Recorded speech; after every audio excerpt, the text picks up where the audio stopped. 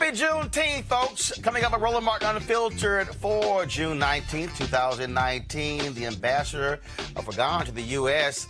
Will join me and we'll talk about the Juneteenth celebration today, plus this being the year of return, marking 400 years since the first 20-odd Africans arrived in Virginia in August of 1619. Also today on Capitol Hill, there was a hearing dealing with reparations. And of course, it was quite interesting. You had a lot of people who were talking, Ta-Nehisi Coates, Danny Glover, but then you had Republicans trotted out a couple of folks.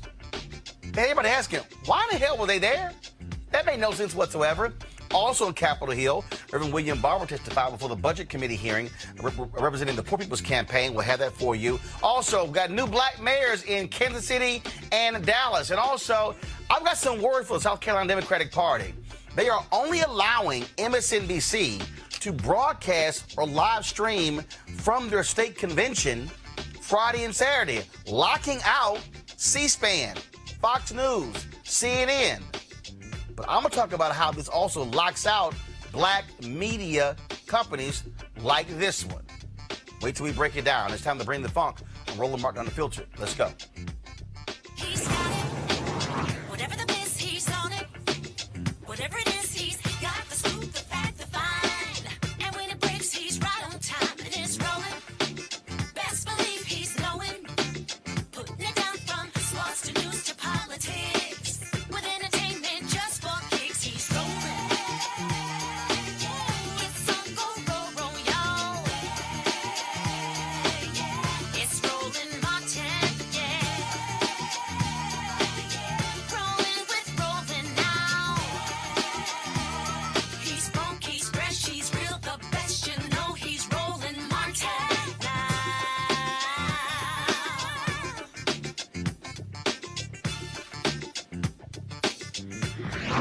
Martin.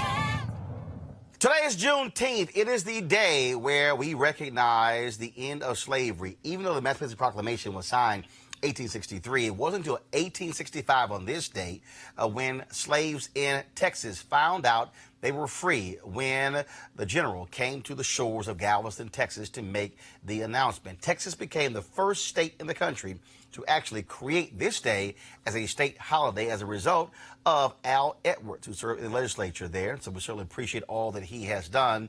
As a result, Juneteenth is now celebrated all across the country, and it is the only day that recognizes, the only holiday whatsoever that recognizes slaves. Well, this year also marks the 400th anniversary of the first 20-odd Africans arriving on the shores of the United States in Virginia in August of 1619. Beginning with the first of the year, there have been lots of events called the Year of Return, and a number of African countries are also participating in the Year of Return, including one of the leading country has been Ghana. Joining us right now is His Excellency Dr. Barfur Ajay Burwa, who is the Ghana's ambassador to the United States. Dr. Burwa, how you doing? Not too bad. Doing very well. So let's talk about this, because when we talk about this being Juneteenth, when we talk about, again, the Year of Return, it really has rejuvenated for many people this need for a connection between African Americans and African nations. And for all y'all, Africa is a continent, not a country. Sure. And so how has this been received? Tell us what is happening in Ghana when it comes to the Year of Return. Well, you know that Ghana actually designated this as the Year of Return. And it is meant to mark, as you mentioned, the arrival of the first, African slaves in this country.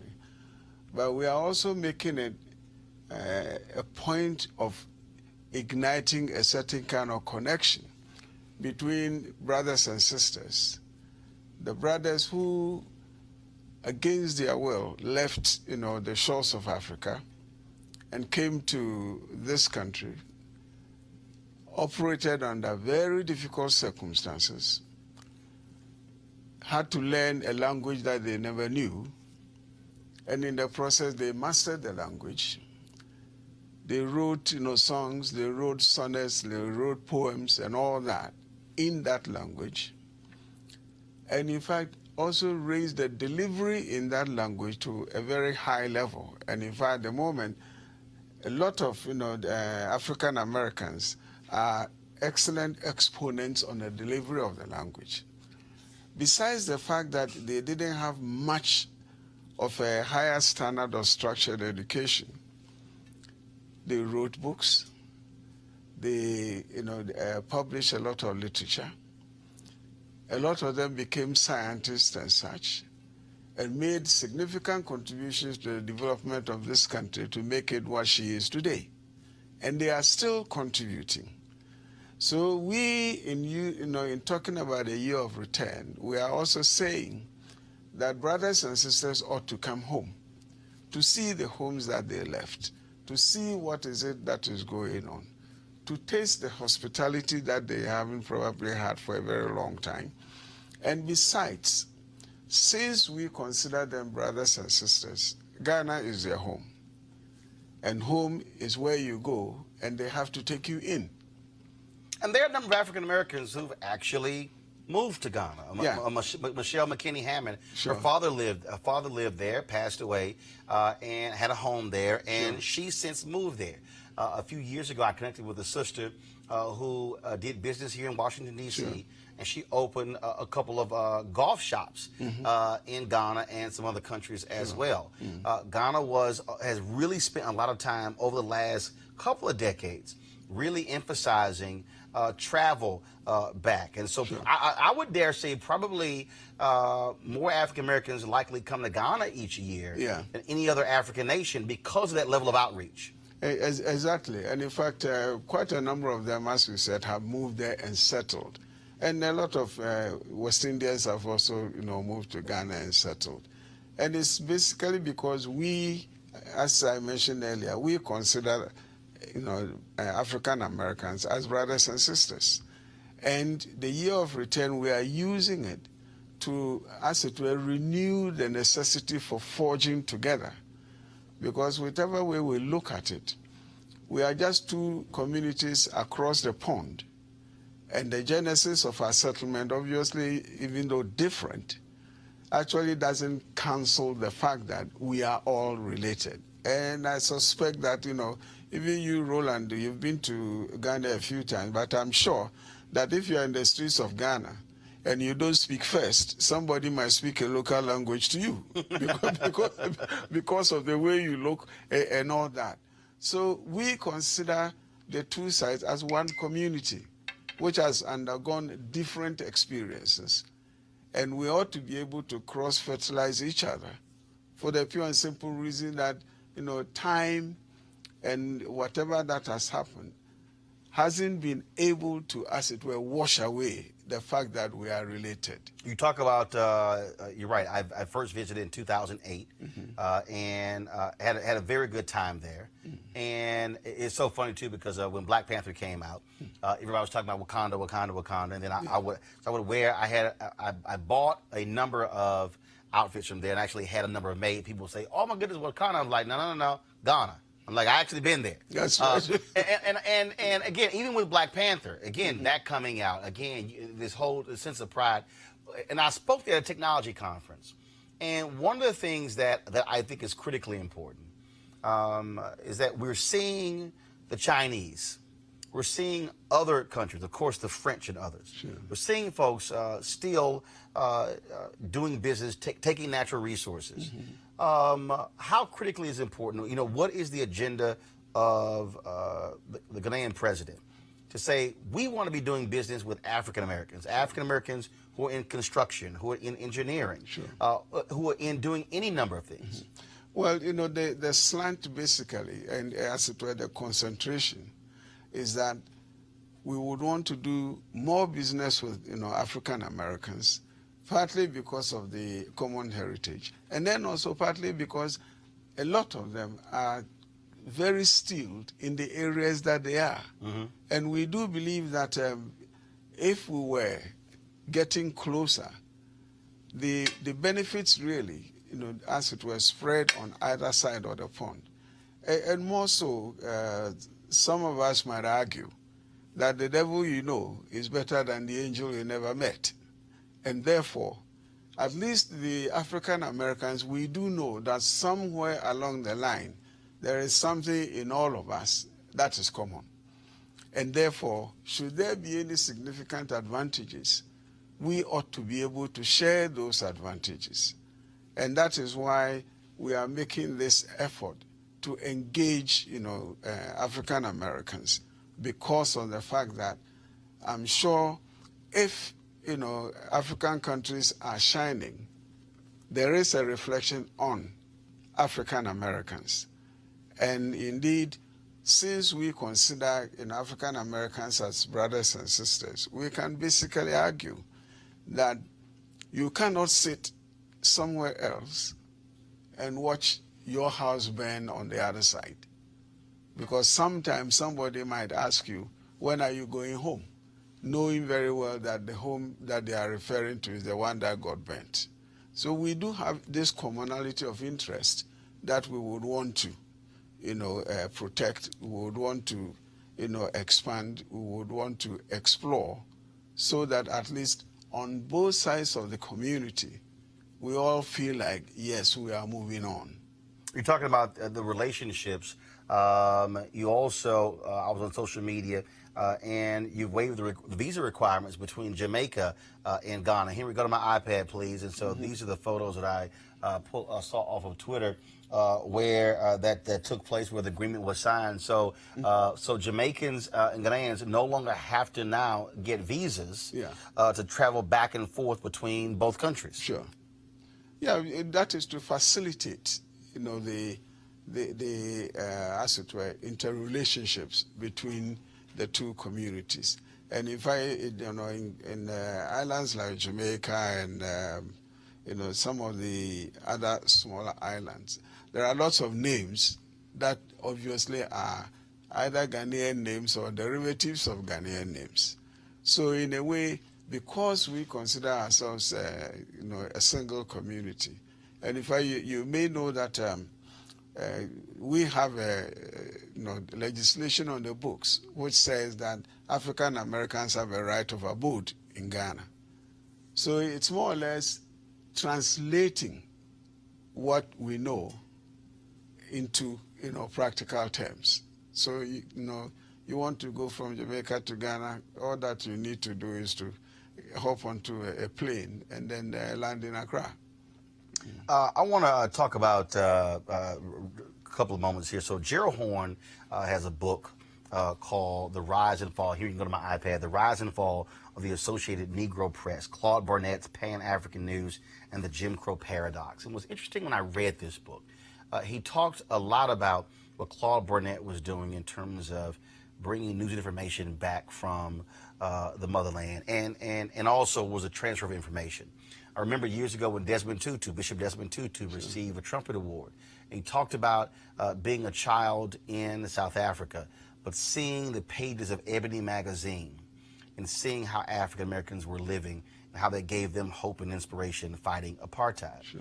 So let's talk about the information, because I dare say, because of the lack of black news shows on cable networks, you don't get an opportunity to talk to African Americans.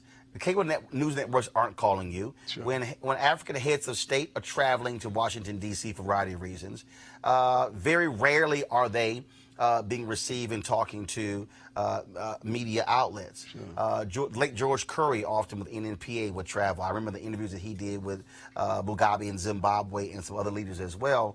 And so how critical is the information as well in terms of having communication outlets to be able to talk to African Americans about what's also happening there in Ghana and other African nations? Well, it's important, on both sides. For instance, when I was at the university, Malcolm X came to give a lecture there. And in his presentation, he was talking about conditions in the ghetto. And he was holding a rag. And as he was talking, he molded the rag into some kind of a rat, and said that you could go to some homes of African Americans and you can see rats of that size and all. But then I had a difficulty absorbing that, because the material that I read and the magazines that I see obviously didn't say that. And in fact, I, for one, the first picture of Sammy Davis that I ever saw was Sammy Davis in a tuxedo standing beside a Rolls Royce. And for me, that was African American. Until I came to graduate school here and I learned that there were a few things that were obviously not as the magazines do say. So we needed the information to be able to recognize America as the Americans that we ought to be closer to knew. And in the same way, because we don't get much feed from African American press, from the other stations that obviously don't concentrate on what is it that may be important or relevant to the African American community, it becomes very difficult for us to actually strike that relationship. So now we do need a certain kind of increase in the flow of information so that in trying to build the community, in trying to bring us together, we would know exactly where it is that we need to, step, where it is that we need to emphasize, what is it that we need to ask for to be able to have a fuller understanding of the relationships that we are building. Well, I'll tell you this. You certainly are more welcome to come back on this show anytime. And also, I look forward to meeting your president and have an opportunity to sit down and chat with him as well. And I would love nothing better to be able to do Roland Martin Unfiltered broadcast live from Ghana. And so hopefully we can make that happen. I'm quite sure that we'll try and make that happen. And I'm very sure that our president will be very happy to have you in conversation one-to-one. All right. Well, Ambassador, bro, we appreciate it. Thanks a bunch. And certainly good luck. Pleasure. And we'll be talking more about the year of return. Wonderful. I appreciate it. Thanks a bunch. Thank you very much. All right, folks. Going to go to a break right now. We're going to come back. We'll talk the reparations hearing that took place on Capitol Hill today. Little fireworks, but also should there have been more information on the economic side versus all the folks saying who's going to get a check. All that and more. Next, Roland Martin Unfiltered. Back in a moment. You want to check out Roland Martin Unfiltered? YouTube.com/Roland S. Martin. And subscribe to our YouTube channel. There's only one daily digital show out here that keeps it black and keep it real. It's Roland Martin Unfiltered. See that name right there? Roland Martin Unfiltered. Like, share, and subscribe to our YouTube channel. That's YouTube.com/Roland S. Martin. And don't forget to turn on your notifications so when we go live, you'll know it. Hey everybody, this is your man Fred Hammond, and you're watching Roland Martin, my man, Unfiltered. Hi, this is Essence Atkins, and you're watching Roland Martin Unfiltered. Hey, yo, Peace World, what's going on? It's the Love King of R&B, Raheem Devon, and you're watching Roland Martin Unfiltered. Hi, my name is Brescia Webb, and you're watching Roland Martin Unfiltered. Ow. Well, I like a nice filter usually, but we can be unfiltered. What's going on? This is Tobias Trevelyan. And if you're ready, you are listening to and you are watching Roland Martin Unfiltered. What's up? I'm Lance Gross, and you're watching Roland Martin Unfiltered. Hi, this is Cheryl Lee Ralph, and you are watching Roland Martin Unfiltered. I mean, could it be any other way? Really? It's Roland Martin. You want to support Roland Martin Unfiltered? Be sure to join our Bring the Funk fan club. Every dollar that you give to us supports our daily digital show. There's only one daily digital show out here that keeps it black and keep it real. It's Roland Martin Unfiltered. Support the Roland Martin Unfiltered daily digital show by going to RolandMartinUnfiltered.com. Our goal is to get 20,000 of our fans contributing $50 each for the whole year. You can make this possible.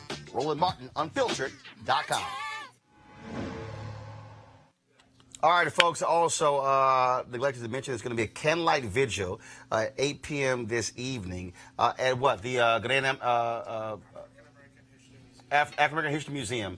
And so it's going to be 8 p.m. this evening. And so if you're in Washington, D.C., the D.C. DMV, so I hope you're able to be there. All right, folks, let's now talk reparations. That was a congressional hearing today on this very issue. It was led by, of course, Congresswoman Sheila Jackson Lee. She's the sponsor of H.R. 40. For a long time, Congressman John Conyers sponsored H.R. 40.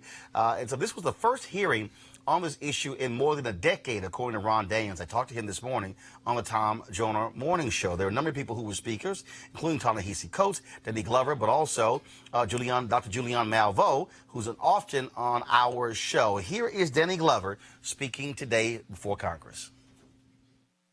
A national reparations policy is a moral, democratic, and economic imperative. I sit here as the great-grandson of a former slave, Mary Brown, who was freed by the Emancipation Proclamation on January 1st, 1863. I had the fortune of meeting her as a small child. Despite much progress over the centuries, this hearing is yet another important step in the long and heroic struggle of African Americans to secure reparations for the damages inflicted by enslavement and post-emancipation and racial exclusionary policies. Many of the organizations who are present today at this hearing are amongst the historical contributors to the present national discourse, congressional deliberations, and Democratic Party presidential campaign policy discussions about reparations. We are also indebted to the work of Congressman John Conyers for shepherding this legislation. The adoption of H.R. 40 can be a signature legislative achievement, especially within the context of the United Nations International Decade of People of African Descent. Ta-Nehisi Coates, of course, who wrote about reparations in The Atlantic, was also one of those who spoke on today's panel.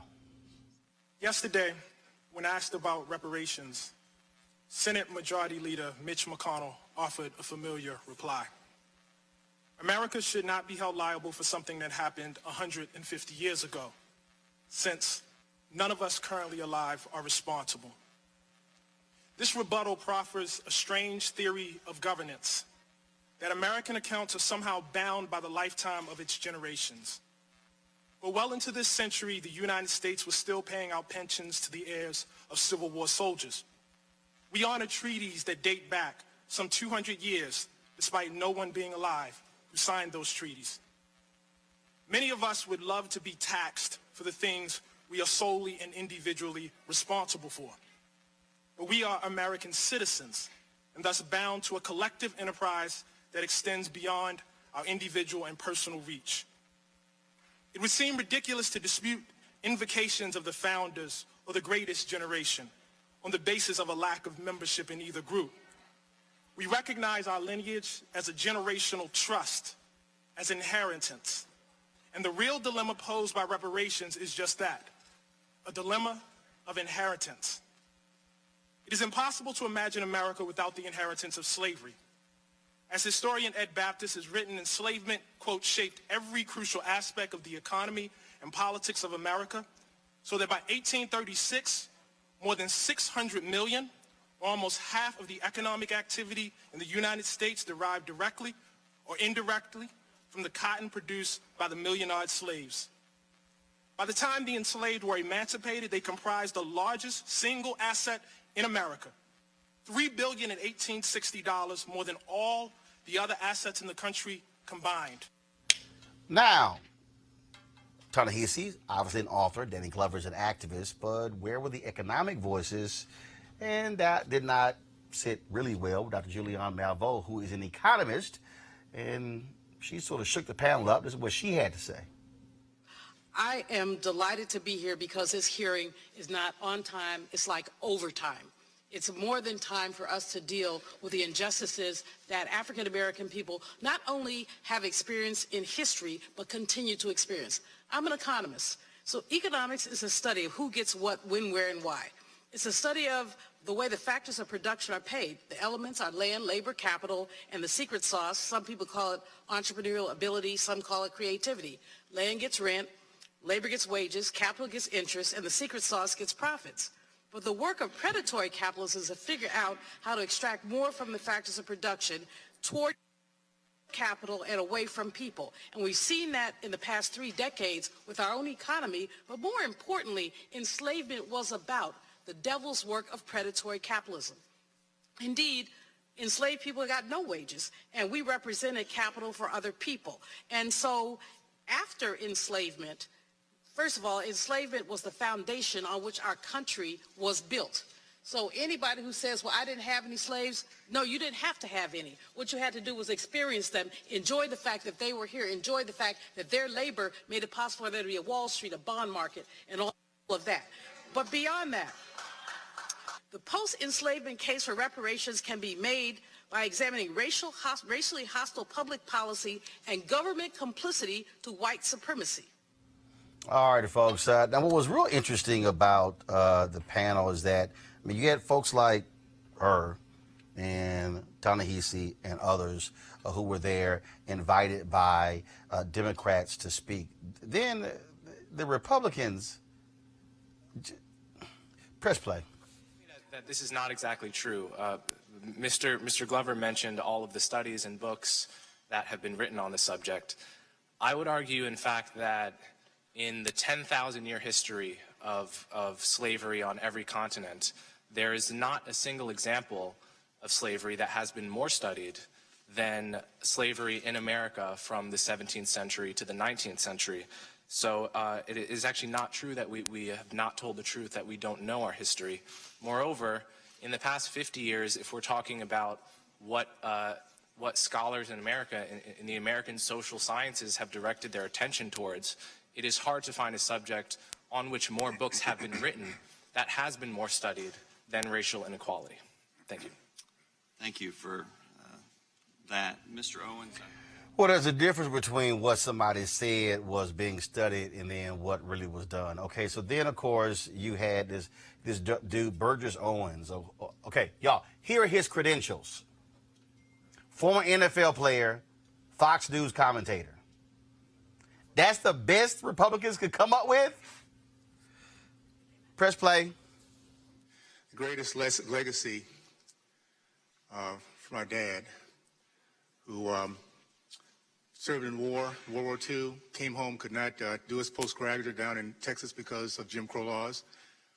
So put out a lot of letters, ran across a box when he passed away of hundreds of rejection letters.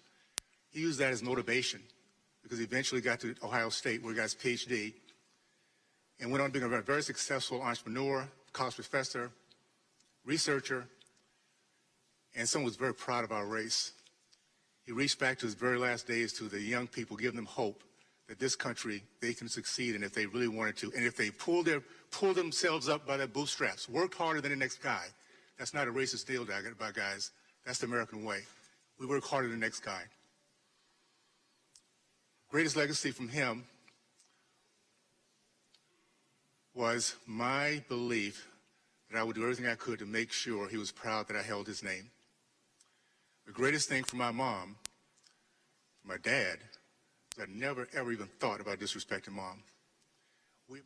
Okay, I don't know what in the hell any of that got to do with what in the hell they were talking about. I just don't, whatever. All right, let's introduce my panel, folks. A. Scott Bolden, former chair, National Bar Association, Political Action Committee. Monique Presley, legal analyst, crisis manager. Mark Thompson, host, Make It Plain. Mark, of course, was also there in the hearing today. Mark, what was interesting, again, I don't even know who the hell these two are, okay? And so here you got this dude, Burgess Owens, his whole pull yourself up by your bootstraps, as if 400 years did not exist, as if you do not have undeniable data that shows redlining. See, they keep talking about, obviously, 150 years since slavery ended. Well, what took place in 150 years? What took place after Reconstruction? What still takes place when you talk about the home foreclosure crisis and the subprime loans as well?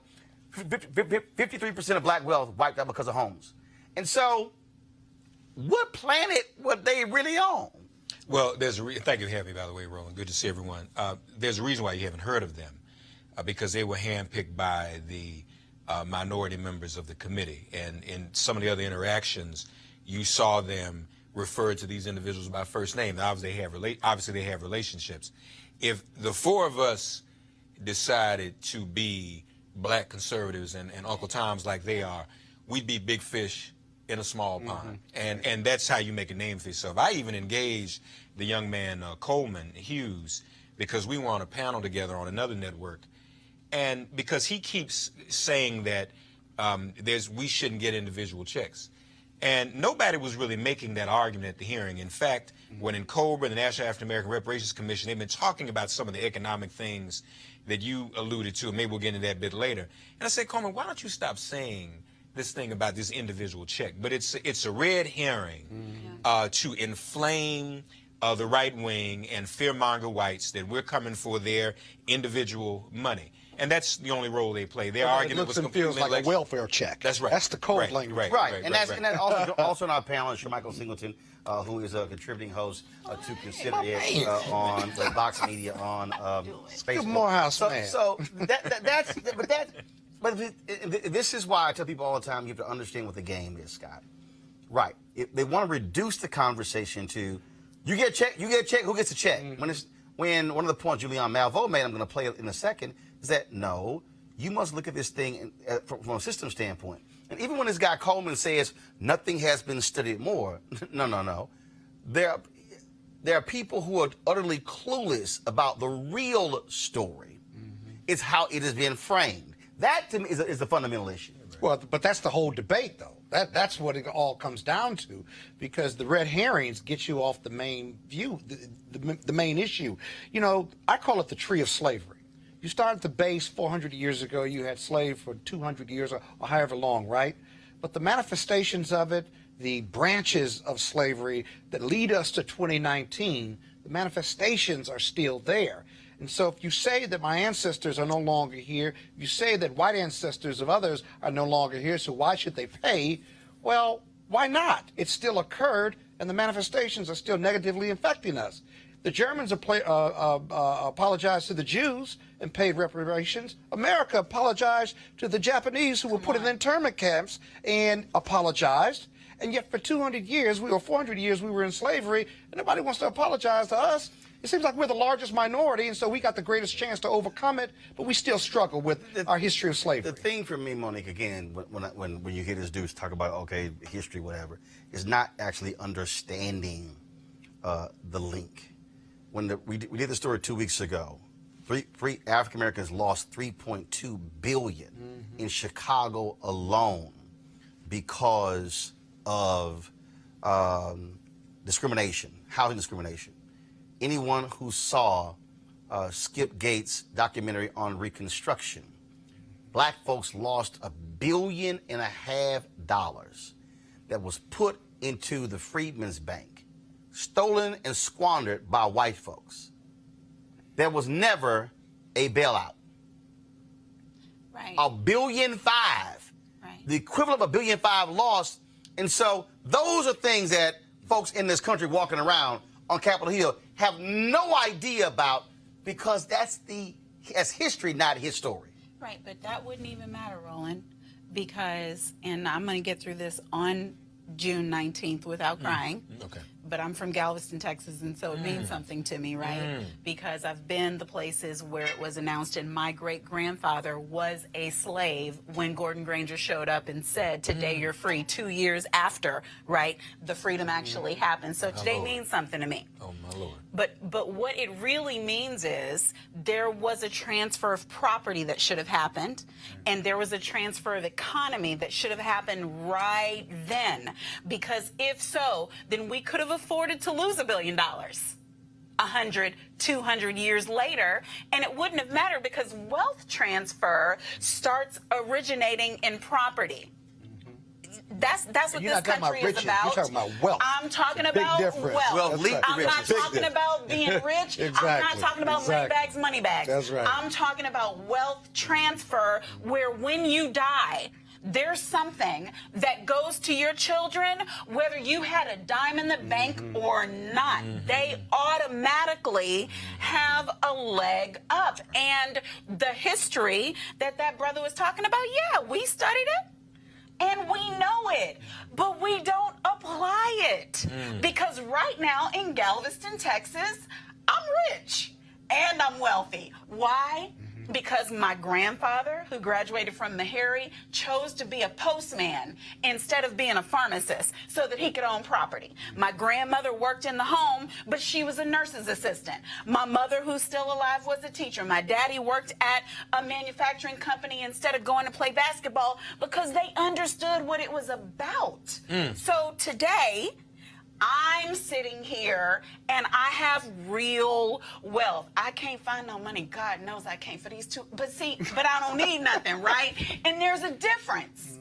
There's a difference. So I agree with that gentleman. I don't know his name, the one they found. Don't nobody else know. Don't worry. Whatever. So, but he was right. It's been studied, Roland. He's right. It's been more studied than anything else, but he's wrong in that I think what he was saying is because it's studied, we applied the lesson. Well, I dare say, and that's the problem. I dare say it has been fully studied. Before I go to Shermichael, this was after a series of questions from one of the Democratic members of Congress, and it was a brother who was a preacher.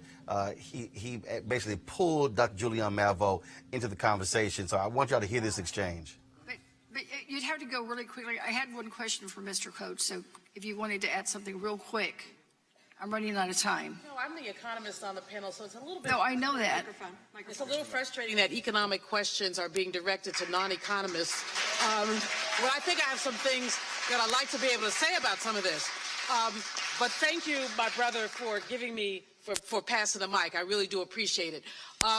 The questions about predatory lending really need to, your sister Congresswoman raised, really need to be dealt with because it's not just that it's something that's happening if you're going to talk about predatory lending, could you also add, because what I was going to ask him, you could probably answer also, this whole history of the exclusion of blacks from some of the early programs like Social Security and the GI Bill and others, because it all is about economic security. So if you could blend your answer, that would be great, because then I would use up my time and get both questions in. Sure. I mean, we can go back and look at the minimum wage, which exclude farm workers in the South, which were predominantly black people, excluded domestic workers, who were black women. And so these folks were excluded not only from the minimum wage, but also from the Social Security system. And so your comment about black women in nursing homes is very pointed, given all of that. I mean, we have to look at this. The hearts and minds questions, I'm an economist, so I leave that to the Reverend. But what I want to, but my thing is, let's look at the economic underpinnings of the inequality that exists in this country, the wealth gap that exists in this country, and the differences that it makes. Sister Congresswoman, when you talked about predatory lending, a third of the people who had predatory loans qualified for regular loans, a third of them. However, they did not get them because of the way that slavery, racism basically segregated people. So while it's lovely to sing Kumbaya, which I don't do very often, I think it's even better to talk about what's going on economically and the differences that exist because of the wealth gap. When a black woman, man, is arrested, absent wealth, they lay up in the jail for I don't know how many days because they don't have the home to mortgage to get the bail. And cash bail is discriminatory. And so we can just go down the list and talk about the very many ways that racism affects the quality of folks' lives. And with all due respect to these Kumbaya brothers over here who, you know, I'm proud of my family too. I mean, we good black people too. I have a PhD, I had 2 MBAs in my family, but I'm not going to give you my family history. But you know, it is irrelevant.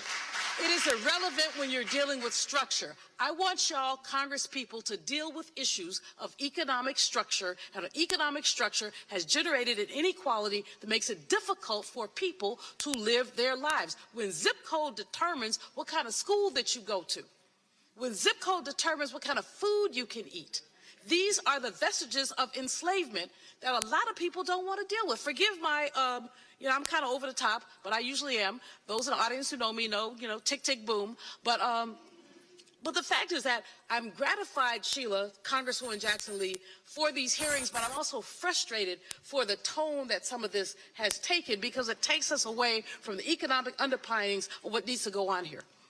Thank you. Shermichael. The issue that, one, it's the discussion is critically important. And as far as I'm concerned, who the Republicans put up was a waste of time. there are conservative black economists. There are black conservatives who could talk about this issue, even if they oppose it. You put up a dude who's on Fox News, a contributor who played football. I can't listen to him. I mean, look, who brings, and literally his entire presentation was, you know, work hard. Like my grandfather told me, my daddy told me, that's how you get ahead. It was like, that's it? Well, what's interesting about this, so for our Vox Media show, we actually have an episode next week coming out on reparations. And we centered it on Georgetown University, which is the first U.S. institution that has attempted to sort of address repaying the descendants of slaves. So it's academic. It's still the very first, correct, in April. And that was student decided. The university hasn't made a decision yet.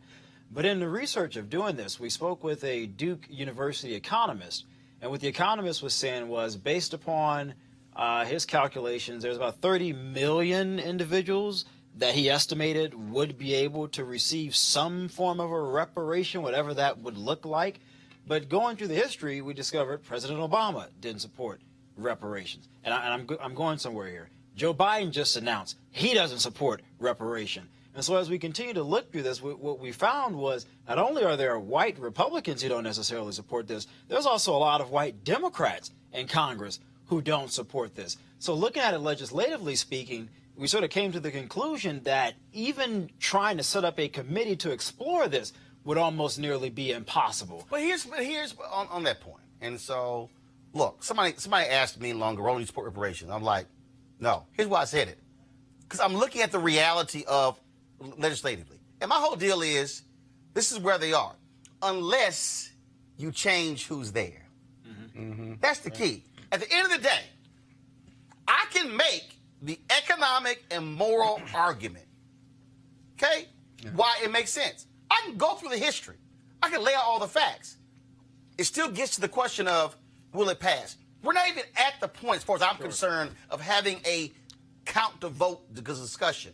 The problem here, Mark, is that we have folks who actually, with all the books and all the studies being done, don't want to contend with dealing with this very system and how it was actually capitalism was created by slaves. Okay, America had no economy. Read Gerald Horne's book on the American Revolution. Read all these books to understand cotton, to understand these things. The reality is you have this system. And it wasn't just for 243 years of slavery. It was 92 years of Jim Crow, slavery by another name. And so when you start breaking all these things down, people in this country who don't want to even own up to the reality that white soldiers walked out of World War II with the GI Bill, went in school they wanted to, bought homes in the suburbs, all kind of stuff like that, where black soldiers literally could not. That ain't slavery. That's 40s, 50s, 60s. Fair Housing Act wasn't passed till 68. So if the Fair Housing Act was passed in 68, April 68, and you know it takes really 5 to 10 years for law to jail, if you will, we now in the 80s. Yeah, well, that's why this is a new and updated H.R. 40. It's H.R. 40 2.0, really, because the original Conyers bill was going to do a study of slavery.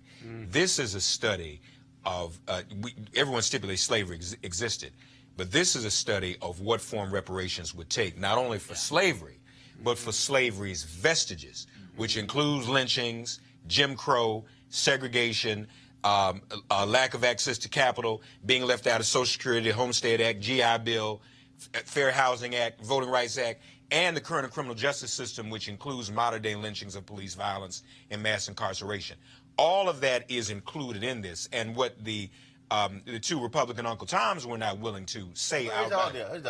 No need to call them Uncle Toms. I don't believe in name calling. Just say we disagree with it. Well, I apologize. That's just my thing. I don't believe in Uncle Toms, sellouts, coons, N-word. I can say they black conservatives who are wrong. But I didn't call them coons. I know that. Go ahead. Hold on, Monique. Now finish your point. Finish your point, Monique. Okay, so the point is, what they refuse to acknowledge is that there are vestiges of slavery that still exist. Every form of racism and oppression that we continue to deal with is a vestige of slavery. He mentioned the tree. The term we've always used is vestige. That's the same thing.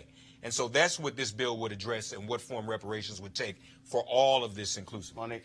Right, and everything that he named is accurate, but everything that he named was related to a physical manifestation of slavery. And when Dr. Anita Phillips was on here, what she talked about is the way that slavery has embedded itself into our DNA code as people of color, and how we have suffered psychologically, how we have suffered mentally, how we have suffered socially as black people because of things that happened during slavery that now are a part of our psyche. It makes it less possible for us to succeed.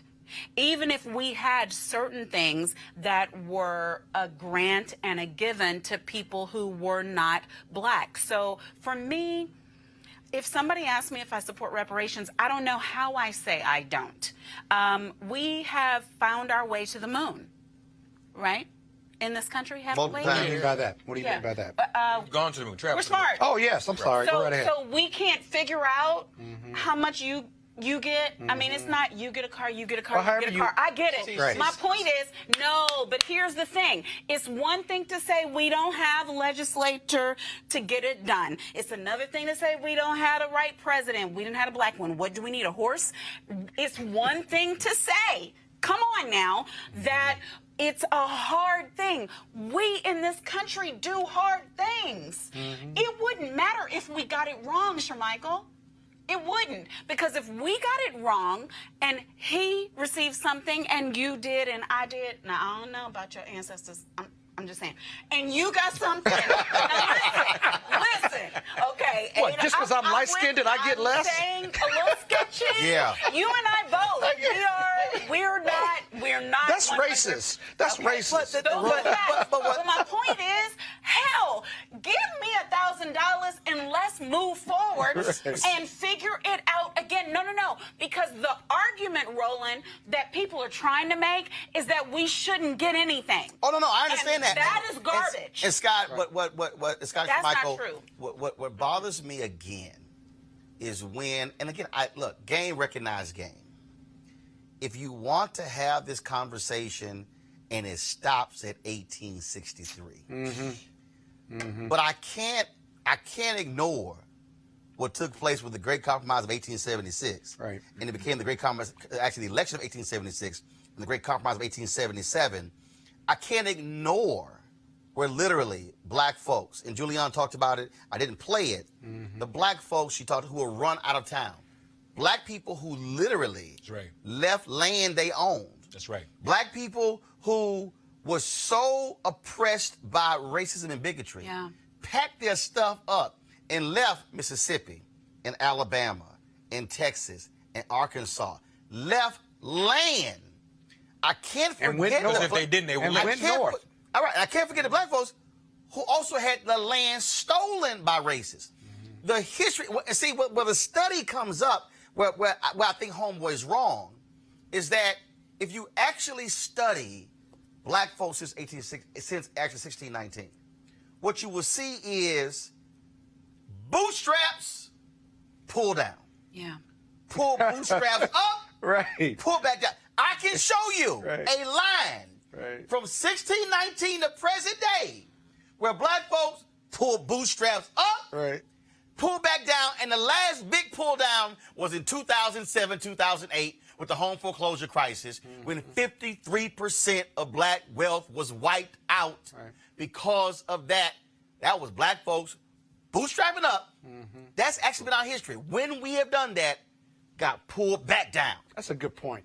Calculate all the bootstraps coming down, up, and down. Monetize it, right?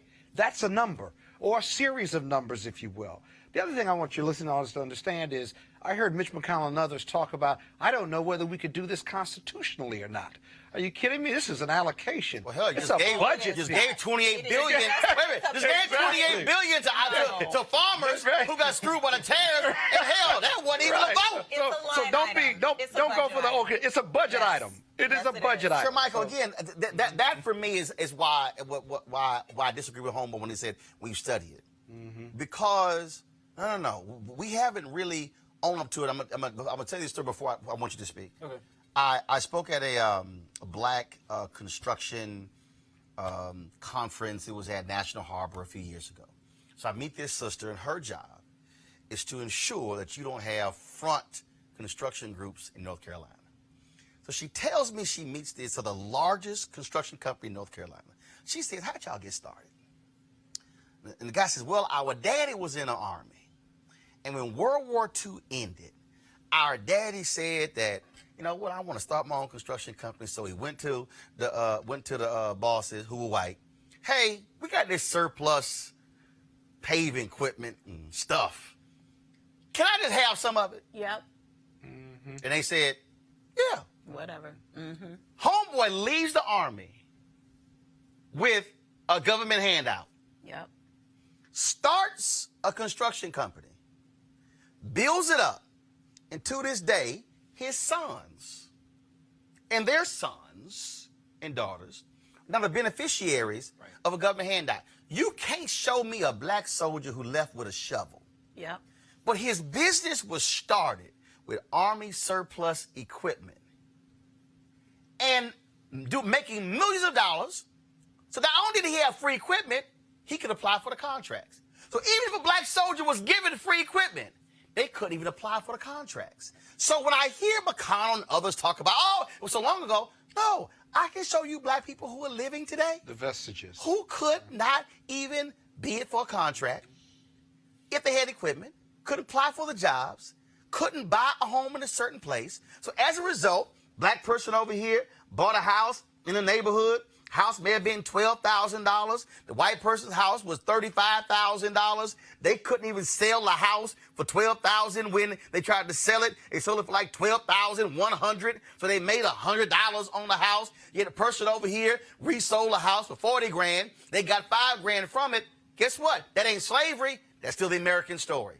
That to me is why you have to have a real conversation that brings it up to present day of how black folks have been economically denied in this nation.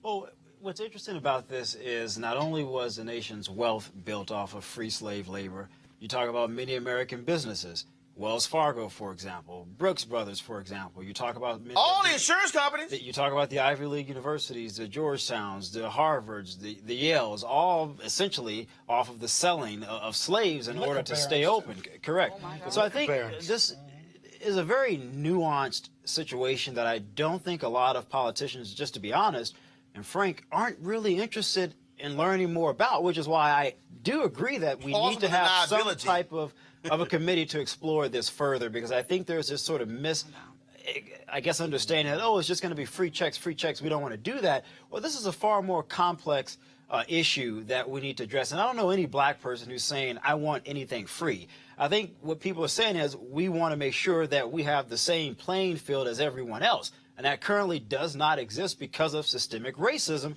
that can be traced back to slavery. Which is the same, is what? But we don't need another study. It's a waste of time. The McConnells of the world, and I respect Shermichael's position on this, but sure, they'll say they don't get it. They'll say they don't get it, and we'll be 3 more administrations past getting it with a study about how we can figure out just how much we are really owed. No. So how do you put a metric on it then? Tell me your metric on everything that Roland just said. And this is why. Maybe you can't. You go back to what we all agree on. Slavery bad, right? Yeah. Is anybody disagreeing? Okay, no. Well, some folks. Well, hello. Some say we were glad to be there. You know what? And even still, because, Scott, you and I, as lawyers, we know that if you keep people against their will and you force them to do labor for however much time, there is a very easy system, a calculus for what they are owed for that. And then we, from there, figure out, oh, okay, you kept them from that, and then when they were freed, they didn't get property. Oh, okay, and they didn't get property, and when they got money, they couldn't get a bank loan. No. Would you? We have to start. Scott, go. We have to start. Go. Right. Well, would you take 40 acres and a mule? Which is another broken promise America made to people of color, or black people rather? Here's what I am saying. Would you take it today? Hell yes, give me my my 40 acres right now. I'm not saying I'm finished because we have a constitution, right? So I can still sue. I can still ask for more. I can still re-legislate. I can still elect people like you. Give me my 40 acres and then let's talk. Give me my 1 mule for my land and then let's have a conversation because what I can do with 40 acres right now. Right. Marco, go ahead. 40 acres where? New York? I just 40 wonder, acres in New York City. You're going off today. Look, I just wonder not to be ahead. stuck in politics or the legislative process, but that's what I love. And I'm just trying to figure out, even if we are able to assign some type of a numerical value to this, how do you get it through Congress? Even if we ignore the McConnells, let's say we don't set up a committee, let's say it's $1 trillion, we all agree to it. How do you get it? Here's and to that point, and that's why when somebody asked me this about 10 years ago, I was like, look, if you want to spend, somebody say, Roland, why aren't you spending more time in reparations? I said, I'm looking at votes. I said, I'm practically not counting votes. Right. I said, that's where I stand. I said, there are people who support it. I said, who are fighting for it. I said, you know what? I'll put them on the air. I said, and have them tell the story. I said, but I look at finite time. The reality is this. Why the study? Why the breakdown? Everything that you said, why does it all matter? Because like anything else that is passed in this country, you have to create resonance.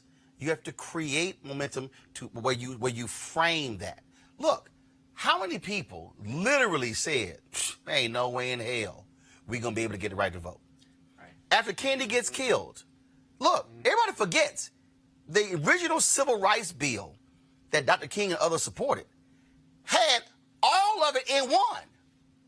LBJ was like, I can't get all of it in one. The original civil rights, first of all, there was a 1960 Civil Rights Act. After Kennedy dies, LBJ goes, okay, I can't get all that in one. It was broken up into 3 pieces. 64, Civil Rights Act, which was public accommodations. 65 was voting. 68 was housing.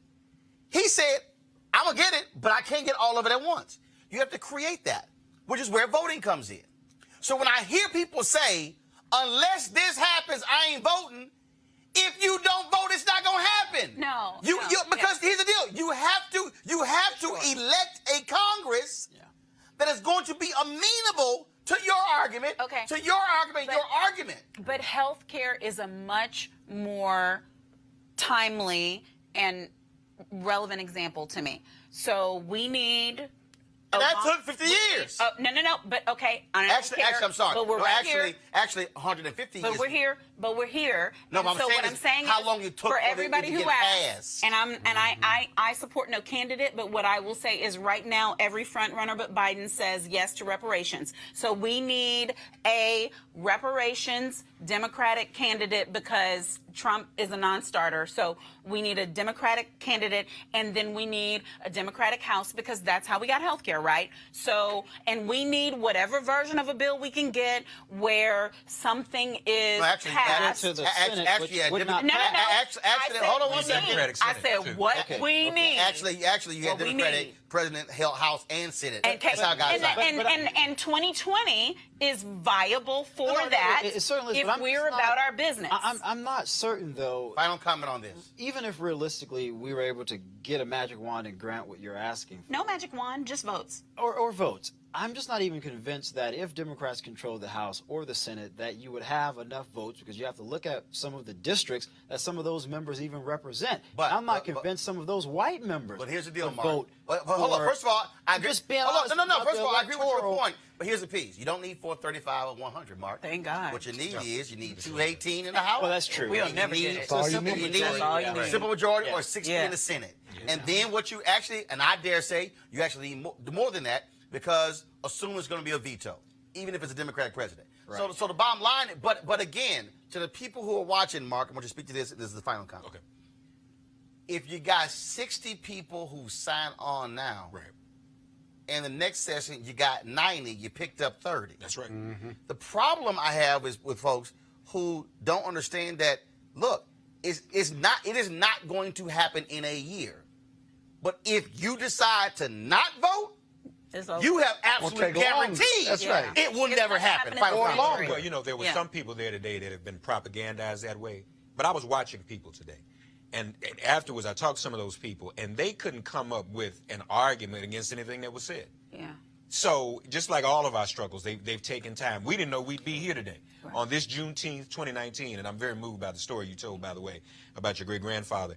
We didn't know right now that we'd be having a hearing on reparations right now. We didn't know all this enthusiasm would come forward. We can't time it, but our generation has to continue to struggle, and sometime, if not in our lifetime, the next generation will see this to fruition. But you're absolutely right. I think this can get done. It won't be tomorrow. And it is wrong to say to people, if it's not resolved by 2020, they're not going to vote. It is an ongoing struggle. And on this Juneteenth, I'll simply close by saying, in the words of Frederick Douglass, the price of freedom is eternal vigilance. So we can't stop. And for the folks who understand voting, you could talk about 15th Amendment all day. But then you had the 65 Voting Rights Act. Okay? And you're still dealing with that. So that's our history. All right, folks. Also happening today on Capitol Hill, didn't get as much attention. The Poor People's Campaign has talked before the House Budget Committee, laying out their moral agenda on what they want House Democrats to do when it comes to confronting the issues of the poor. Reverend William Barber spoke before the House. The growing gap between the rich and the poor in this country is a direct result of policy decisions, not the immorality and the lack of personal work of poor people. Policy decisions made here in Washington and in our state capitals, but those decisions have been supported by well-funded myths. Corporate interests have sent their representatives here to preach personal responsibility and the danger of government intervention. But the truth is, we must take a collective responsibility for the inequality, the unjust laws and systems created. God did not make us poor. Greed and abuse and power make us poor. In this hearing room, you are seated here as members of Congress on the left and on the right, demanding on party affiliation. Our campaign agenda is neither left nor right.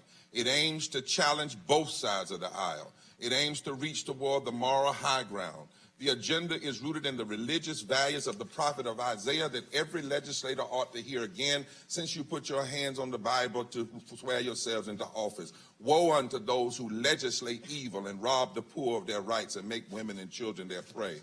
You should hear what Jesus said, not to churches and personal charity, but to nations. When I was hungry, did you feed me? When I was a stranger, an immigrant, did you receive me? When I was sick, did you care for me? Because every nation will be judged by God for how it treats the least of these. Our religious values call us, and our constitutional values, which call us to the issue of justice, establishing justice, to put the marginalized and the poor at the center of our public policy. We began 3 years ago. We've been all over this country, from Kansas to Arizona to eastern Kentucky to eastern North Carolina. We've met with Republicans and Democrats and blacks and whites and gay and straight, and all of them are saying the 140 million, we first must get the numbers right. It's 140 million poor and low-wealth people in this country. 140 million. 39 million children, 21 million seniors, 65.8 million men, 74 million women, 26 million black people, 38 million Latinx people, 8 million Asian people, 2.4 native indigenous people, and 66 million white people. And they are not poor because they are lazy or because they don't engage in personal responsibility. They are poor because of the systemic realities that connect systemic racism, systemic poverty, ecological devastation, the war economy, and the false moral narratives that suggest that somehow you can ignore poverty. Ignore poverty. We must count 43.5% of our nation. No nation can survive when 43.5% of its people are poor and low wealth, and that's not at the center of our public discussions. 62 million people who work every day for less than a living wage. 37 million people without health care, even with the Affordable Care Act. And I'm from the South, where 1/3 of all the poor people live, and it's almost even black and white. 50-some million poor people and low-income people, and 13 million people uninsured. Poverty is a moral crisis. The federal government, state governments, we do not need more tax cuts for the rich. We do not need more missiles. We need to hear and see the voices and faces of the poverty. We must end this systemic policy violence against poor and low wealth people. This is the moral mandate for our nation at this moment.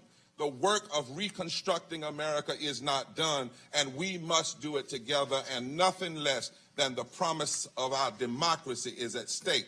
To not deal with poverty is constitutionally inconsistent, it is economically insane, and it is morally wrong. Mr. Michael, we mentioned earlier, we talked about the $28 billion that was granted to farmers impacted by tariffs. Yeah. Yet if a president said, you know what, the people who are hurting right now who are poor, let's grant $28 billion. Folks will be up in arms. Fiscal conservatives will be yelling and screaming. It's amazing how we are so quick to fund things in this country. But then if you talk about $2 or $3 or $4 billion for the poor, folks lose their mind. Well, I mean, politicians, their number one concern is self-preservation. And so the reason those farmers was able to get that bailout is because Donald Trump recognizes he depends on their votes in order to be reelected. Republicans in the Senate realize that they depend upon those voters to maintain their majority in the Senate. Look, I think something Reverend Barber said was very interesting.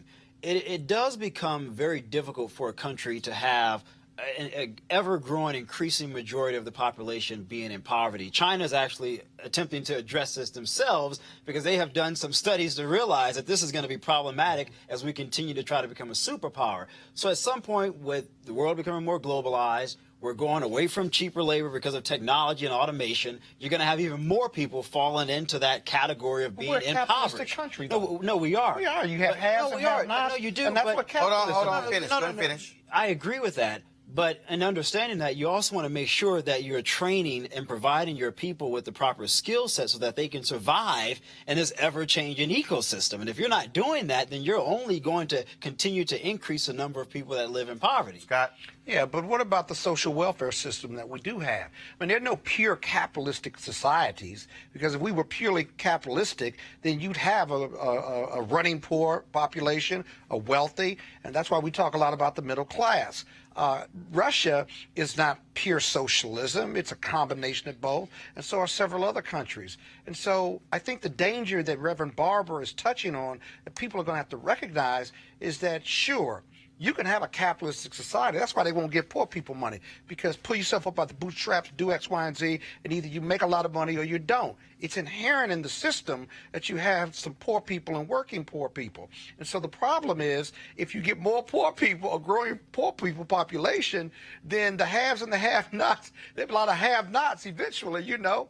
They overthrow the government, if you will, or jack up the system. No. But Actually, you said, but the problem, Monique, you said the problem. No, what he's actually doing is actually saying to the poor people, it's more y'all, and it's let's overthrow this thing. What he is saying is that the reality is it is a widening gap in the last 20 years where the rich have gotten richer and richer and richer, and they don't give a damn about those who are below them. What he is saying is let's activate these poor folks to become, take your numbers and then go to the polls and vote your interest. That's what he's doing. And then what? Hold on. And then what? Hold on. And while you weren't here last week, Scott told me with a straight face that he's a liberal.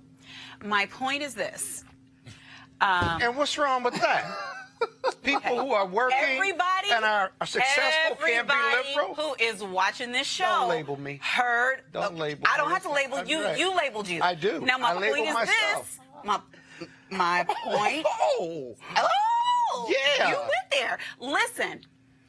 The only difficulty that I have, and it's not even a difficulty, it's a question mark where the moral majority is concerned. There are more white people who are poor in this country than black people. There are more white people, period, but there are more white people who are poor than people of color. So when we talk about galvanizing, there has to be a way that they understand, hey, that reparations argument that y'all are fighting for is the same argument the farmers are fighting for, is the same argument that the steel workers, because it ain't gonna be no more, are fighting for, is the same argument that the people in West Virginia are fighting for the coal mines.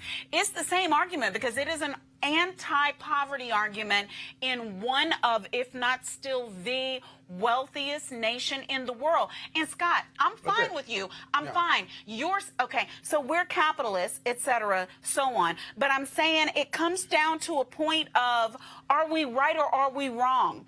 Does it matter that people send children to school every day? And even in a county like Montgomery County where I live, the only reason some children are eating during this summer is because Montgomery County found money in its budget. Thank God for Isaiah Leggett on his way out. He said, we're going to do these food trucks. He created a line item, hello everybody, so that children could eat every day this summer. They're doing the same thing in PG County. Now, how can it be in a county where 70% of the people own homes, their children still can't eat? If it wasn't for food trucks that were lining up outside of summer school, whether you need summer school or not, that's how kids are getting breakfast when their parents go to work. Why don't you ask the elected officials who allocate public funds? Listen, because I'm not asking them. I'm not asking them. They don't make it a priority. No, I'm not asking where there's an answer. What I said is Isaiah Leggett created a line item, so he is a responsible public official.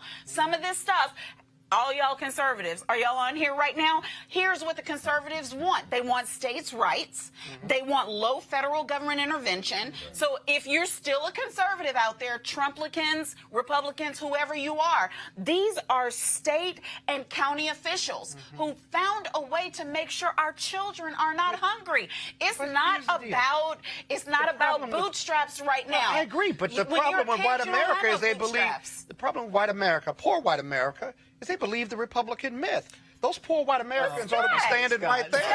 Them thinking they're actually, you are black allegedly, and you right here on this show, and you just said to me, you just said, we the lightest people on here tonight. We got to go together. Now, what I'm saying is, you just said capitalism, and I'm fine with it. Lord knows, I want. But you live in a capitalist system too, and you want to make money. So what is your argument, though? Okay, what is your point? Lord, I'm about to invoke Elizabeth Warren. Okay, my point is, there are candidates. Greed is good. Who are, money is good. And if right? I take you can't be a socialist without being a capitalist first. If I take a penny on every one of your $500 million, I can feed everybody in Texas. Okay, so if you had $50 million right now, would you invest it in yourself and your family? You wouldn't give me a dime. But how many poor people would you support? How many poor people out there would you support since you're on your soapbox and fighting and arguing about capitalism and the lack of equity? Help me, I want people how much to be would you give? Would you? So if you're $50 million, how much would you give to poor strangers? Here's why my question. It matters for how Dr. much Julian. I'm answering of your $50 million would you give to poor people? I think that people like Dr. Julian. If money's good and greed is good. I think that people like Dr. Julian, who's an economist, can answer it. I think we elect officials to figure it out. What are you going to do with your $50 million? If you had $50 million, would you give 49+ million to poor people? Most people would not. Okay. Most people would not. But you got to think about that, though, because the Steve Jobs of the world, the Winfreys of the world, the Perrys of the world, even, God help him, the Bezoses of the world, and I pray he get through this divorce, they've all managed to give, right? So I'm saying at least 10% of it. So if you had $50 million, you give $5 million to poor people. You sound like a capitalist. At least my 10% would go to the church. Like a capitalist. So what do you think? So what's your solution then to the growing number of people in poverty? The solution to the growing number of people in poverty is reparations, it's free education, it's free health care, because that's where we lose the majority of our money. We already have free education. You mean at the higher, like, college? No, actually, we don't have free education. We don't have free We don't have free education. No. We don't have. No. hold on. Take care. You might call it free. That's how they Hold up. You might call it free, but it ain't high quality education, Mark. It's not education. Mark, the thing. Because if you Mark, go one through second. an education system and not be able to read, then you have been failed. Mark, Yes, hold on one second. Mark, Go to the poor people, Mark here. but you want to fight for the poor what people. You see, Got it. What Barbara is doing, actually, to address Scott's point, they have gone to Idaho and Kansas and the hills of North Carolina. They are going in front of broke-ass white folks and saying, guess what? Your ass broke. Yeah, right. And there's more of you broke. Well, so go ahead. But so, and Scott and I had this conversation when we were waiting to come on. What Reverend Barber's doing by picking up where Dr. King left off is extremely revolutionary. It's actually what got Dr. King killed. Yeah. He became an even greater threat when he wasn't just organizing black folk in the South, when he was going around the country organizing poor white folk with the Poor People's Campaign. He made the case, and I remind everyone, the most powerful and important and informative, impactful speech he gave was on the steps of the Montgomery State Capitol after the March from Sumner to Montgomery, where he talked about the division between poor whites and poor African Americans and how this country decided to make it that way so we wouldn't come together in unity. Right. And he talked about Jim Crow being the psychological bird that feeds the bloated bellies of starving white folks and lets them know that I may be poor and broke, but at least I'm better off than a black man. So what Dr. Barber is doing is challenging that and showing that we can all get together and control this. You made a good point, Sir Michael. So you pay off farmers because for whatever reason, which is crazy, they always vote against their interests. They're predisposed. We want to stay with Trump. We want a reason to stay with you. Anybody else would say, dude, you jamming us. My farm is going under because of you. And many are. And your tariffs. So you pay them off. But see, these white folks with Barber, they ain't about that. They're open-minded. They're looking. They're thinking. They're analyzing. And I think that, what Reverend Barber's able to do, see, this can still be tied to reparations. See, when they say to us, we talked about this in the conference room, when they say to us, well, y'all got welfare and food stamps and affirmative action. As if white folks let me finish though. As if the majority of those things don't go to white folks. The majority of the money. But here's the other contradiction. It's always odd to me how you can say we on welfare and food stamps and all benefiting from affirmative action. Those two don't go together. If I'm benefiting from affirmative action, I don't need welfare and food stamps. But they say to white folks, oh, we've given you all, we're going to give you too.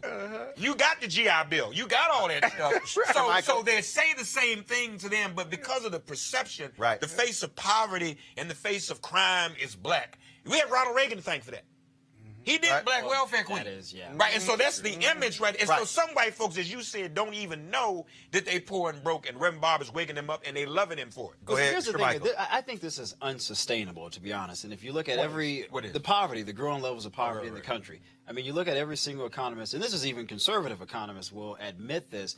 The reality is the United States is really almost at the point where we're no longer going to be the nation's superpower, the world's superpower. Right. That's the reality. Right. And I think if you study history, remember the French Revolution, it was poor people who revolted because the numbers grew so much. They said, we have enough of this. Even though there were divisions, religious divisions, there were some ethnic divisions, they finally came together. And I really think Reverend Barber is on to something that history has already revealed to us before that we're not paying attention to. People are really starting to get sick and tired of the divisions between wealthy people and the poor. Even Elizabeth Warren has gone to West Virginia, places that Trump did well, and she's talking to these people, and they're saying, well, wait a minute, this lady has a point here. Yeah. We are all poor. And a plan. We haven't benefited from any of this. And a plan. That's a recipe for a disaster if we don't do something about it. Folks, I want to read this so you can understand why this moral movement matters.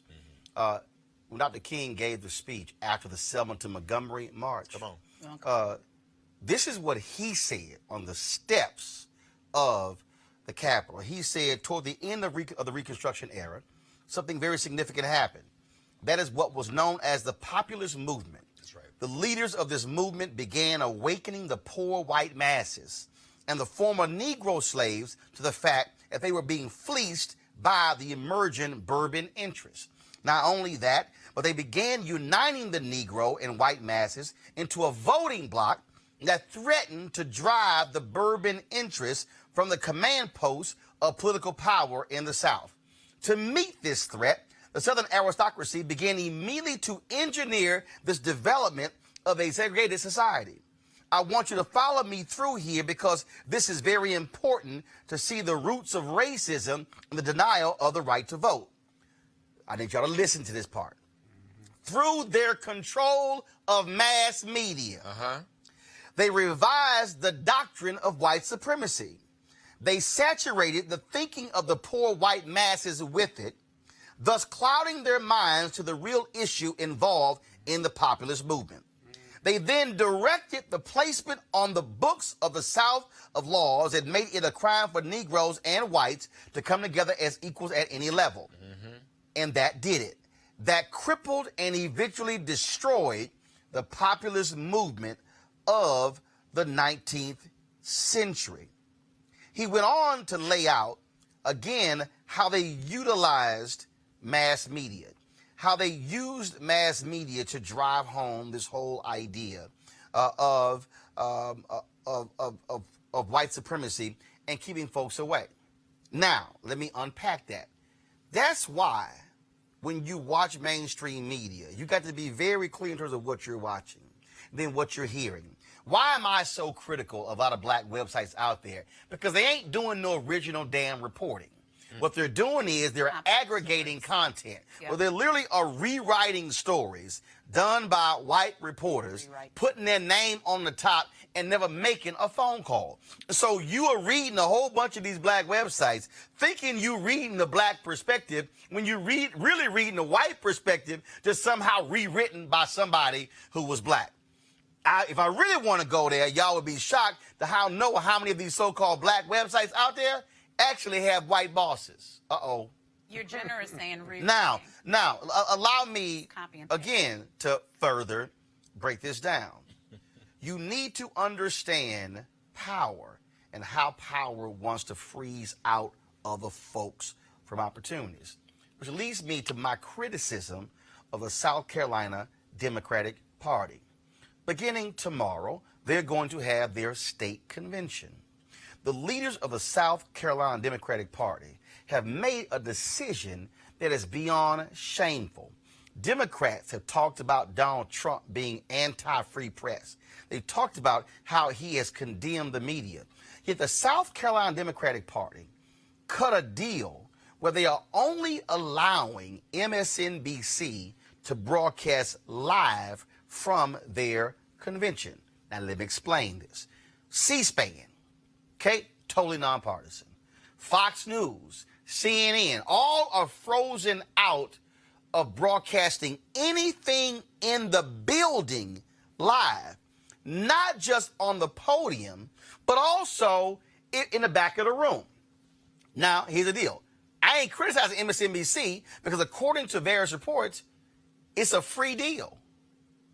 South Carolina Democrats are saying, well, we're going to guarantee all of our candidates get FaceTime. So they'll speak on stage, they'll carry it, and then they say they'll go to the back of the room. They're going to get interviewed by Reverend Al Sharpton and Joanne Reed. Okay, that's fine.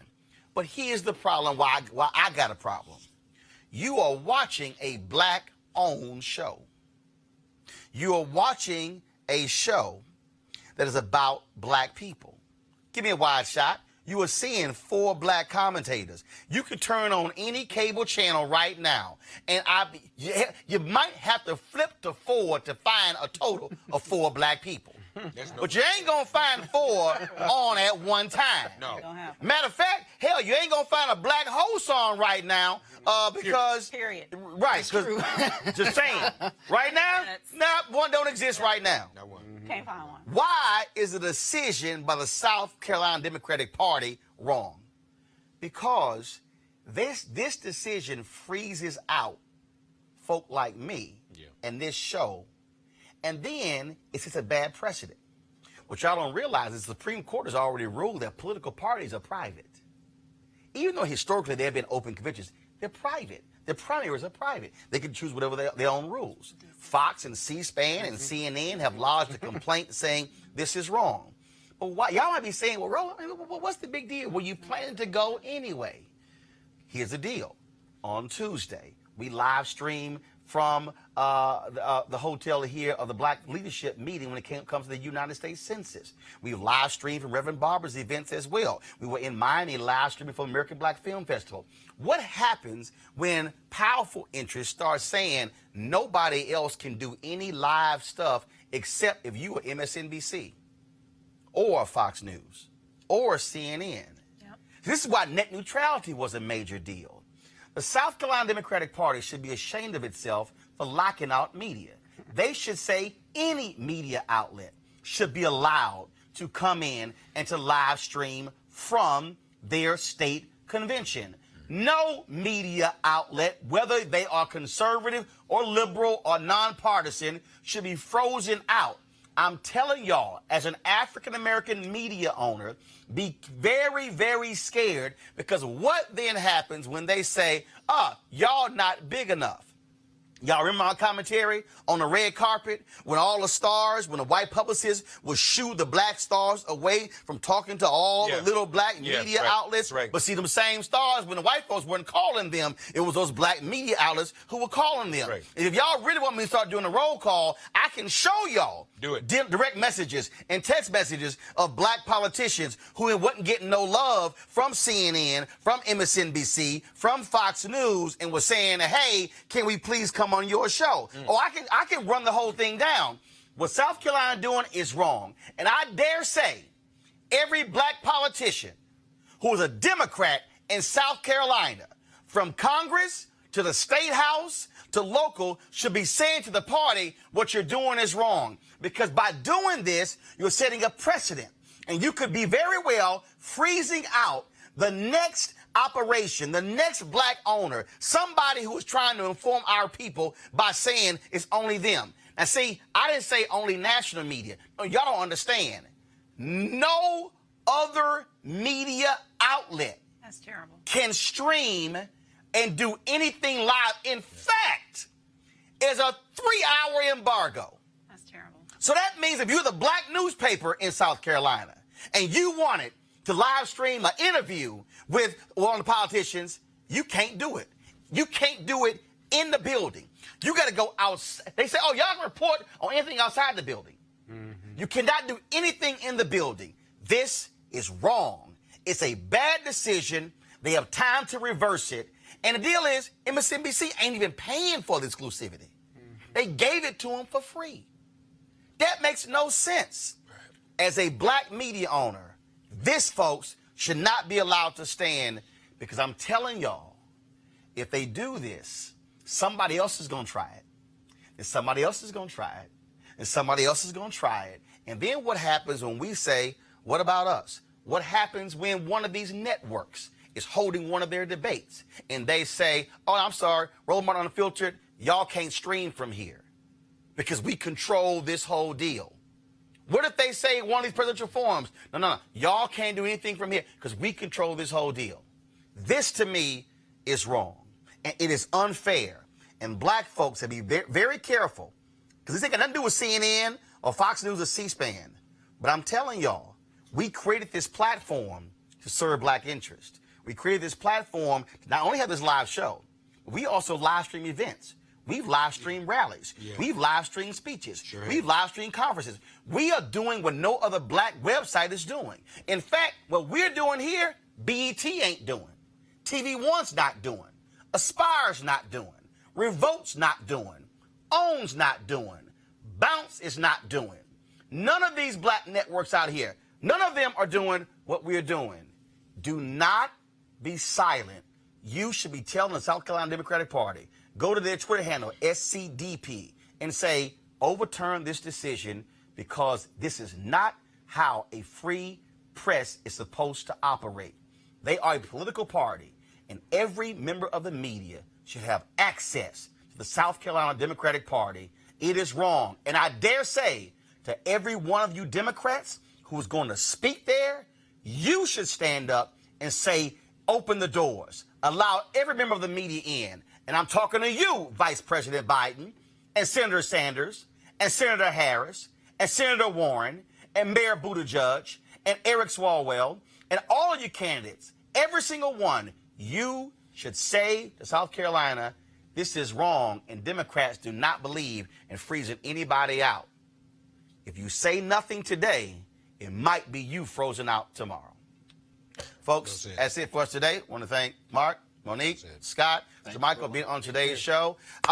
Folks, be sure to support Roland Martin Unfiltered by going to RolandMartinUnfiltered.com. If we don't fund our own freedom, nobody else will. I can guarantee you, Chris Matthews, as well as Aaron Burnett, and whoever the hell is over there on Fox News, I guarantee you they did not have the conversation we had today.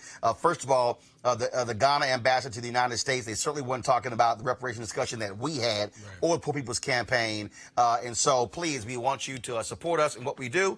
Again, Cash App, PayPal, as well as Square, all of them are on the website. You can give every month. You can give one time. We want to have 1,000 new donors by the end of this month. And so we certainly appreciate all that you have done. And I forgot, somebody gave us $50 on YouTube. It's not pulling up. And so I appreciate that. And so we'll try to get the name there. And so I appreciate it. Thank you so very much. All right, folks, I got to go. We'll see you tomorrow. We'll talk about 2 new black mayors this week, one in Dallas, one in Kansas City. Holla! Good show. You know, I was told the same thing Monday at Bar.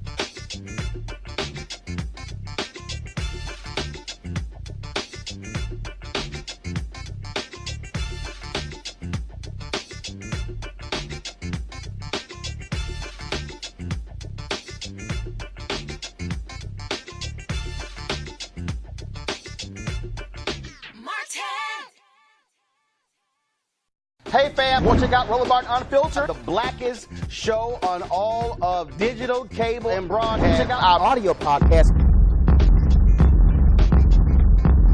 There's only one daily digital show out here that keeps it black and keep it real. It's Roland Martin Unfiltered. Press play. You want to support Roland Martin Unfiltered? Be sure to join our Bring the Funk fan club. Every dollar that you give to us supports our daily digital show. There's only one daily digital show out here that keeps it black and keep it real. It's Roland Martin Unfiltered. Support the Roland Martin Unfiltered daily digital show by going to RolandMartinUnfiltered.com. Our goal is to get 20,000 of our fans contributing $50 each for the whole year. You can make this possible. RolandMartinUnfiltered.com. You want to check out Roland Martin Unfiltered? YouTube.com/Roland S. Martin. And subscribe to our YouTube channel. There's only one daily digital show out here that keeps it black and keep it real. It's Roland Martin Unfiltered. See that name right there? Roland Martin Unfiltered. Like, share, and subscribe to our YouTube channel. That's YouTube.com/Roland S. Martin. And don't forget to turn on your notifications so when we go live, you'll know it.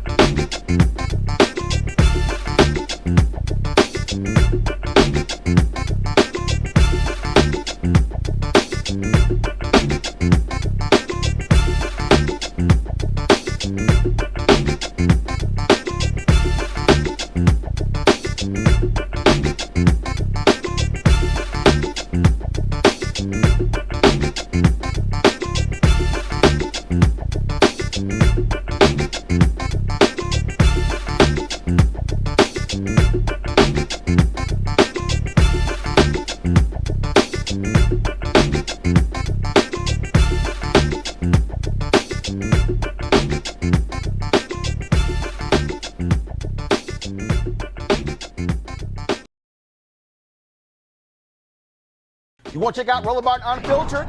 YouTube.com/Roland S. Martin. And subscribe to our YouTube channel. There's only one daily digital show out here that keeps it black and keep it real. It's Roland Martin Unfiltered. See that name right there? Roland Martin Unfiltered. Like, share, and subscribe to our YouTube channel. That's YouTube.com/Roland S. Martin. And don't forget to turn on your notifications so when we go live, you'll know it. Hey everybody, this is your man Fred Hammond, and you're watching Roland Martin, my man, Unfiltered. Hi, this is Essence Atkins, and you're watching Roland Martin Unfiltered. Hey, yo, peace world. What's going on? It's the Love King of R&B, Raheem Devon, and you're watching Roland Martin Unfiltered. Hi, my name is Brescia Webb, and you're watching Roland Martin Unfiltered. And, well, I like a nice filter usually, but we can be unfiltered. What's going on? This is Tobias Trevelyan.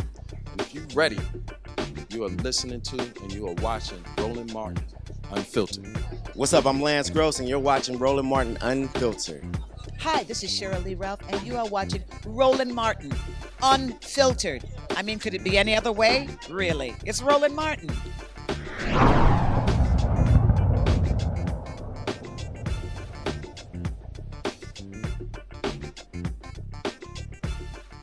You want to support Roland Martin Unfiltered? Be sure to join our Bring the Funk fan club. Every dollar that you give to us supports our daily digital show. There's only one daily digital show out here that keeps it black and keep it real. As Roland Martin Unfiltered. Support the Roland Martin Unfiltered daily digital show by going to RolandMartinUnfiltered.com. Our goal is to get 20,000 of our fans contributing $50 each for the whole year. You can make this possible. RolandMartinUnfiltered.com.